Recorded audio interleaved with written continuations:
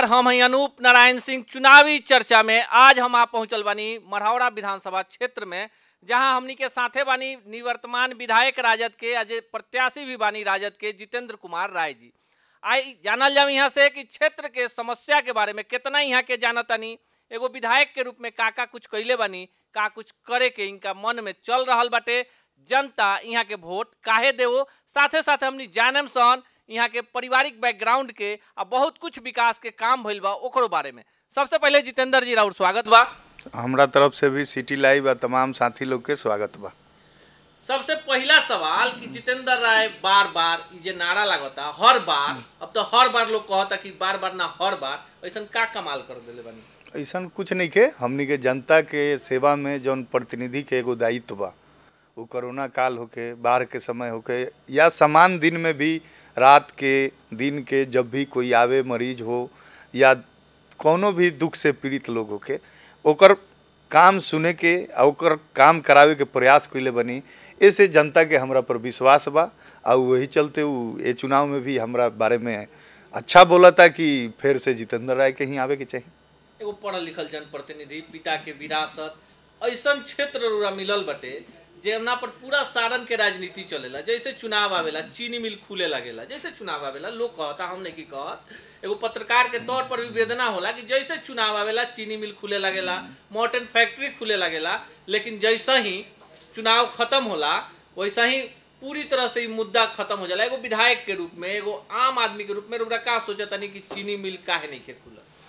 देखिए, चीनी मिल 2005 में जब हमनी के माननीय मुख्यमंत्री नीतीश कुमार जी बने तो वो पता हुई चीनी मिल के शिलान्यास भी बड़े, सुशील मोदी जी और बहुत सारे मंत्री लोग आके शिलान्यास करे के काम कैले रहे। लेकिन अब का भयल ना भयल, हमरा तो इतने बुझाला कि बहुत हजारों एकड़ ईख के खेती भी भर है, लेकिन वो खेती के जलावे के काम किसान के करे के पड़ल आ चीनी मिल ना खोलल। आज तक ले जनता अपना के ठगा महसूस किलक। 2015 में जब हमनी के प्रधानमंत्री नरेंद्र मोदी जी आईनी मढ़ौरा में सभा करे तो वहाँ के खुला मन से ही बात के घोषणा कईनी कि हमार सरकार बनी तो हम मढ़ौरा में चीनी मिल चालू करें, यहाँ के लोग के मिठास के लावे के काम करें। लेकिन आज तक कोई सार्थक पहल ना भयल। वहाँ के जनता आज भी अपना आप के ठगा महसूस करेला, सोचेला कि हमरा जोरे छल करे के काम इस डबल इंजन के सरकार के तमाम नेता लोग कइले बा। तो कहीं ना कहीं चीनी मिल जौन बा ये लगातार एजेंडा रहल बा, जनता के डिमांड भी सही बात भी बा। आज राष्ट्रीय जनता दल बेरोजगारी के अहम मुद्दा बना के चुनाव में उतरल बा, तो चीनी मिल हमनी के फोकस रही। अगर हमनी के सरकार बनता तो चीनी मिल हमनी के चालू कराए, चूँकि उ लोग तो वादा पर खरा ना उतरल, लेकिन हमनी के ई कार्यक्रम में तय कार्यक्रम रही। चूँकि चीनी मिल खुला से किसान के लाभ तो होबे करी, साथ साथ हमार जौन रोजगार खातिर दर दर भटक रहा बा नौजवान साथी, जौना के चेहरा मुरझा गल बा कि हमरा रोजगार मिली कि ना। आज हालात जौन बा, एको इंस्टीट्यूट होके, कोचिंग इंस्टीट्यूट या इंस्टीट्यूशन, वहाँ पर पढ़े वाला लड़का के संख्या कम हो गल बा, काहे कि वैकेंसी नहीं के निकलत। ये हालात से बिहार गुजर रहा बा, चाहे हमार क्षेत्र गुजर रहा बा। ये बात के भली भांति हमनी के समझता नहीं आ ये वेदना के समझते हुए हमनी के पर सीरियस बनी आ पर काम करे। तोरा पार्टी के जो मुख्यमंत्री के चेहरा बारे तेजस्वी यादव, उनकर कहना बाटे कि 10 लाख बेरोजगार युवा के रोजगार दें, कोनो सरकारी नौकरी में जो फी लगेला ओकरा के ना ले। लागत है चुनाव में फायदा मिली, जो युवा बा बेरोजगार बा ओकरा बीच में क्रेज बाटे आरजेडी के। जी निश्चित रूप से रउआ देखत नहीं कि 2005 में जब हमनी के मुख्यमंत्री सभा करस तो वो भीड़ के तरफ इशारा करस कि यही जे चेहरा मुरझाइल बा पर हम लाली लावे के काम करें, पलायन रोक देम, रोजगार देम। लेकिन ये 15 साल शासन कैला के बाद भी आज तक की सरकार बिहार के एगो बहुत बड़ा बेरोजगार के हब बना दिलक। अब आधा आबादी आज बेरोजगार बैठल बा, तो वो तो सोच रहा बा 2 करोड़ नौकरी देवे के वादा कैलन हमनी के प्रधानमंत्री जी के हर साल देम। अगर दिल रहतन तो 12 करोड़ मिल रही। जनसंख्या के हिसाब से हमरा बुझाता बिहार के 1 करोड़ मिल रही। आज वो स्थिति ना रही, जौन माहौल ये लोग बना के रखलक। इस बात के जनता बखूबी समझ रहा बिया और नौजवान वर्ग तो खास करके उत्साहित हुआ। ये चुनाव में देखो तेज रफ्तार तेजस्वी सरकार, ये नारा नौजवान के नारा बा। नहीं, छपरा में एगो नारा नया लागत है जो टिकट के वितरण भइल बाटे, ई जे राउर नेता कहले रहस कि A to Z के पार्टी बाटे, तो रउरा स्वर्ण समाज के भी टिकट मिलल बा, यादव समाज के भी मिलल बा, महतो के भी मिलल बाटे। तो ई एगो नया जे कॉम्बिनेशन राजद के बनल बाटे, जो MY समीकरण रहा मुस्लिम और यादव, एकर जितेंद्र राय के मढ़ौरा में कितना फायदा मिली? देखिए, हमनी के हर वर्ग के वो राजपूत समाज के लोग है, भूमिहार समाज के लोग है, ब्राह्मण समाज के लोग के, या दलित समाज के लोग है, अति पिछड़ा समाज के, हर वर्ग के समर्थन मिल रहा बा। हमरा बुझाता कि अब किर के जीत हमरा खातिर भी आश्चर्यजनक रही। जौना प्रकार से हमनी के जब गांव में जातनी हर वर्ग के जौन प्यार आ स्नेह मिल रहा बा, उ वोट में अगर जुटल जौन देख रहल बनी तो उ रिकॉर्ड मत हो सकता। रौरा बार में गौरी चर्चा बाकी रौरा के रोके खातिर देश के प्रधानमंत्री के सभा भइल 2015 में और स्थिति और मजबूत हो गई। अब की जदयू के सीट गई बटे, जदयू से जो भी उम्मीदवार बटे खुलेआम क्षेत्र में जाके कई तरह के आरोप प्रत्यारोप लागता, लेकिन लोग कहता कि जितेंद्र राय पूरी तरह से खाली विकास के बात करता रहे, जितेंद्र राय अधूरा योजना के बात करता रहे। ई का एगो नया कॉन्सेप्ट चलैले बा। देखिए हमनी के ए चक्कर में नहीं की कि हमारे सामने जो लड़ता उ के हो जी और का करेला। हमार सीधा बा कि हम 10 साल में जनता के बीच में जौन काम कैले बनी, जौन विकास के काम होके चाहे सुख दुख के बात होके, वो विषय के हमनी के जनता के बीच में रखे के प्रयास करते नहीं। आज जनता ही भली भांति जानत या चूंकि काम भल बा तो वो बात के एक्सेप्ट करता। अब बहुत सारा लोग लड़ता, हमनी के वो चक्कर में काहे लड़ रही। हमनी के अपना काम के फोकस, आज जहाँ भी काम नइखे भल ओकर कारण का बा, कहीं कहीं सरकार के लापरवाही से भारी गलती भी भल बा। जैसे हमारा यहाँ 200 करोड़ रुपया के नहर के निर्माण भल, लेकिन 32 लाख के एगो पुल ना बनला के चलते 7 गाँव से वंचित बा।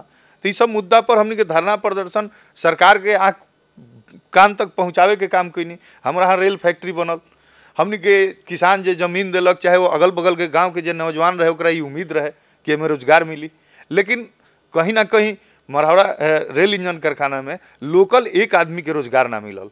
वो किसान जौन जमीन देवे के काम कैलक वो अपना आप के आज ठगा महसूस करता। तो इस सब विषय पर भी हमनी के धरना प्रदर्शन कैनी, घेराव कैनी कि लोकल के हक देवल जाओ, लेकिन लॉकडाउन लाग गल तो हमनी के बीच में कार्यक्रम स्थगित कर।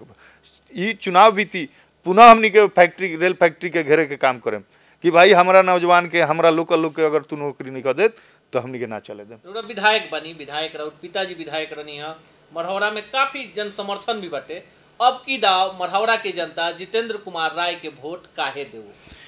हमनी के मतलब ए प्रसंग के नहीं के, हमरा बुझाता कि बुजुर्ग लोग बेटा समझ के, नौजवान लोग भाई समझ के, माई बहन लोग बेटा समझ के, भाई समझ के, हर वर्ग के स्नेह प्यार हमनी के मिल रहा बा। ई विषय नहीं के हमरा बुझाता। अब किर के बोलनी है ना रुआ के कि अब किर के जौन रिजल्ट हुई वो थोड़ा आश्चर्यचकित रिजल्ट हुई मरहौरा के, थोड़ा सा इंतजार करी। 5 गो उपलब्धि बता दी जौन 5 साल में रुआ मरहौरा के लोग के गिफ्ट के तौर पर विधायक के रूप में, एगो जनप्रतिनिधि के रूप में दिले।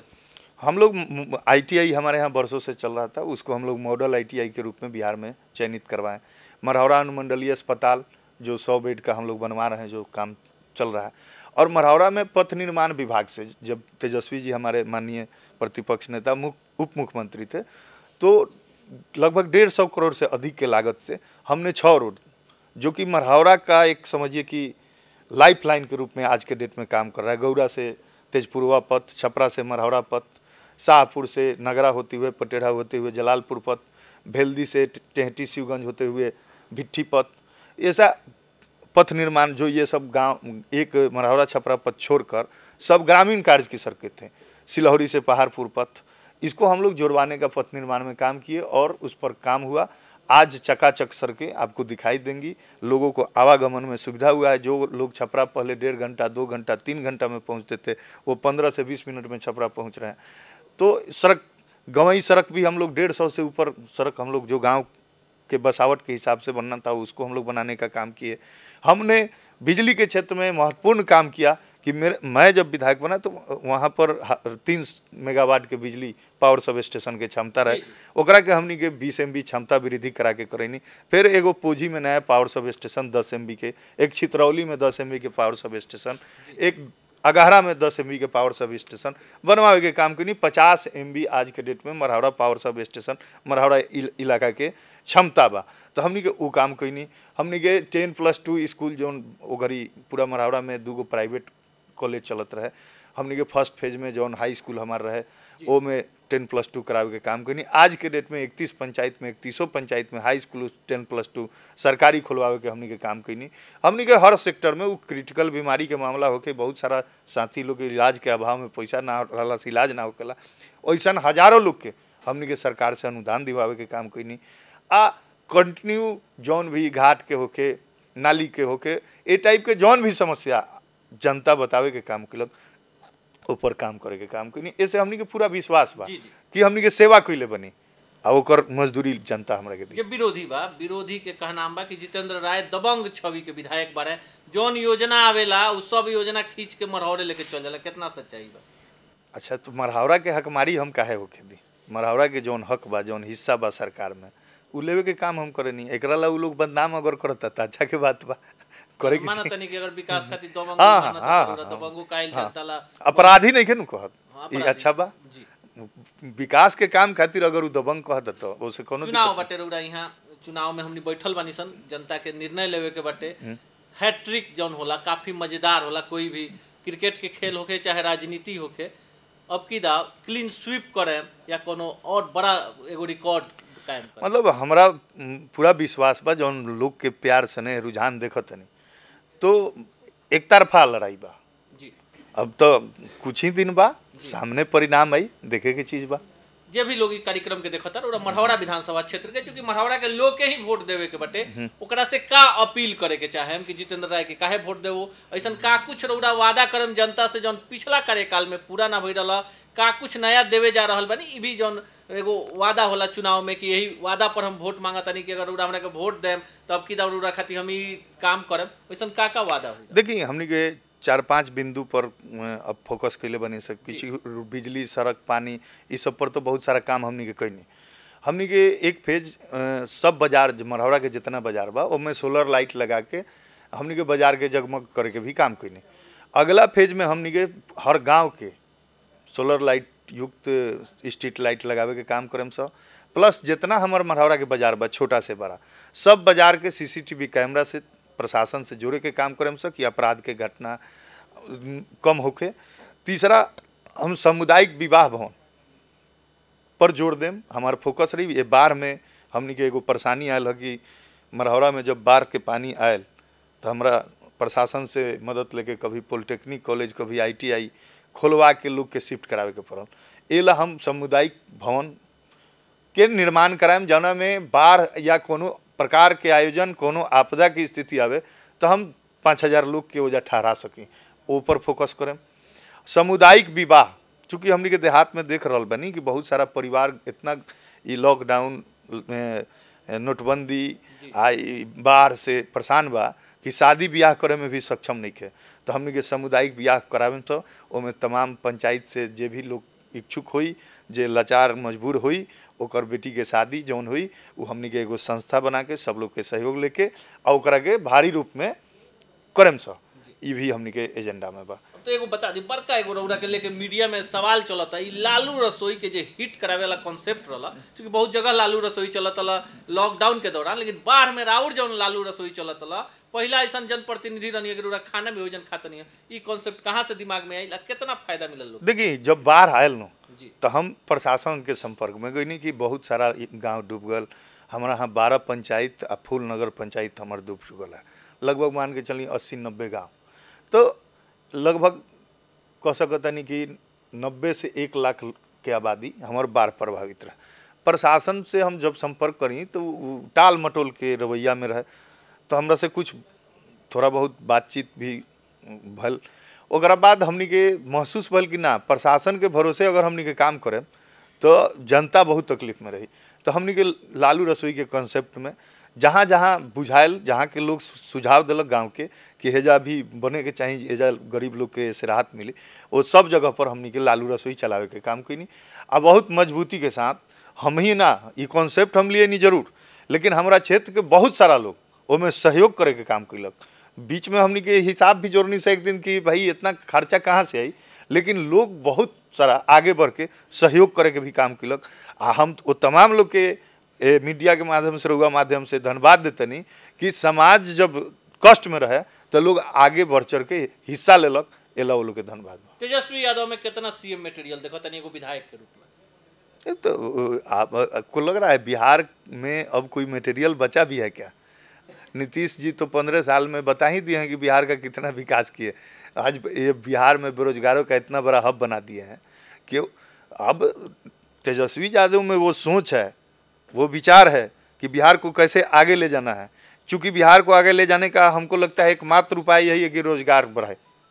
और उस पर वो काम कर रहे हैं, फोकस कर रहे हैं। किसान की जो समस्या है उस पर फोकस कर रहे हैं, मजदूर की जो समस्या है उस पर फोकस कर रहे हैं। इसलिए उनके पास वो क्षमता है कि आगे बिहार को मजबूती से आगे ले जा सकते हैं, और पूरा बिहार आशा की नज़र से देख रहा है, इसलिए हम लोग को पूरा विश्वास है। मढ़ौरा के जनता से चलते चलते का अपील करें? मढ़ौरा के जनता से इतना ही अपील बा कि जात पात के बात बतियावेला कुछ लोग हर चुनाव में घूमेला, लेकिन हमनी के कभी भी काम कैले बनी निष्पक्ष भाव से ही रहो लोग देखत नहीं। ऐसे जात पात से ऊपर उठ के अब की तेजस्वी सरकार बनावे के काम करी। आई जौन भी बात हमनी के मुद्दा पर चर्चा करत नहीं है, ये सब मुद्दा पर राष्ट्रीय जनता दल और हम जौन लोकल स्तर पर हुई, हम जौन प्रदेश स्तर पर हुई, हमारे नेता पूरा करे के काम करियन। इतना रुआ लोग के आश्वस्त करते नहीं। यहाँ के बानी जितेंद्र राय, यहाँ के साफ मानना बाटे कि जनतंत्र में जनता मालिक होला। जनता मालिक ऐसे होला कि जनता लगातार यहाँ के बाबूजी के फिर यहाँ के जितावत आ रहल बा, कि हैट्रिक बने के स्थिति बाटे। जितेंद्र राय जी माना तनी कि लोकतंत्र में कोई भी जनता के ऊपर थोपल नहीं खे जा सकत, जनता ला काम करे के पड़ी। यहाँ के इहो माना तनी कि तेजस्वी यादव अब की चुनाव में बिहार के युवा वर्ग सब वर्ग के काफी लोकप्रिय चेहरा बारे, और उनका के मुख्यमंत्री बनेला पूरे बिहार से लोग यहाँ के जो गठबंधन बा महागठबंधन के उम्मीदवार लोग के जिताई। मढ़ौरा में चुनाव बीतला के बाद जब यहाँ के जीत के आए तो चीनी मिल खुली, बहुत सारा औद्योगिक इकाई खुली, सड़क बिजली पानी के जौन अधूरा योजना बा जौन यहाँ के विधायक रहते पूरा कैले बनी ओकरा के और द्रुत गति देम। कई सारा शैक्षणिक संस्थान खुली, जनता से खैल वादा यहाँ के पूरा करत जे कैले बानी वो आधार पर मांगतनी वोट मिलल जाई यही चैनल पर यही वक्त कोनो अन्य शख्सियत से। तब तक खातिर दी विदा, नमस्कार।